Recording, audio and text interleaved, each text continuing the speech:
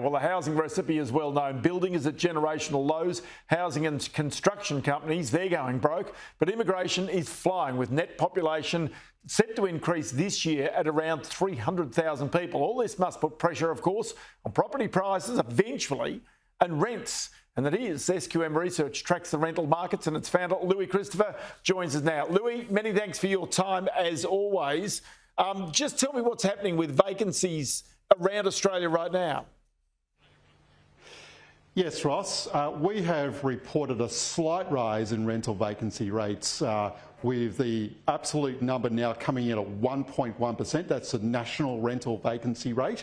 That was up slightly from 1% recorded in February. We've recorded rises in rental vacancies in regional Australia. However, the capital cities are still recording very tight rental markets. So, for example, Sydney's just at 1.3%, with rents rising over the past 30 days by over 2%. Melbourne's rental vacancy rate's just at 1.1%, with a similar rental rise to Sydney. So the good news for tenants is we're now starting to record a bit of an easing in regional Australia, but the capital cities, especially our two largest capital cities, still very much a landlord's market. If you're talking about, say, Sydney now, for example, the median rent at $962, that's more than $50,000 a year that a person's paying to rent a house. In other capital cities, it's certainly getting up towards $40,000, $35,000. So this is a big wedge of a person's income. It certainly is, Ross. It's a major wedge for someone's income, and I suspect as a percentage of overall incomes, we would be at the highest percentages we've seen in this generation.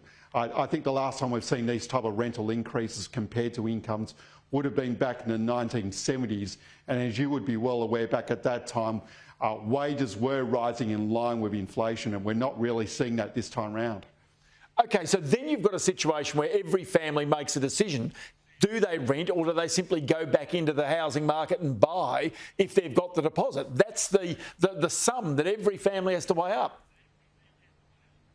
That is correct, Ross, and we do believe now that there are indications that the actual housing market itself is now recording more buyers in the marketplace, more first-time buyers, and these would no doubt be renters that have just had enough of the rental market. They cannot get into the rental market, and they're moving straight into the for-sale market despite the rise in interest rates. So in those capital cities, is there any relief in sight, especially given the significant migration rates that are coming into the country? For our two largest capital cities, sadly not for tenants at this point in time. However, we have recorded a rise in rental vacancy rates in the city of Hobart. That's now back over 1%, whereas 12 months ago, Hobart rental vacancy rates were just 0.5%.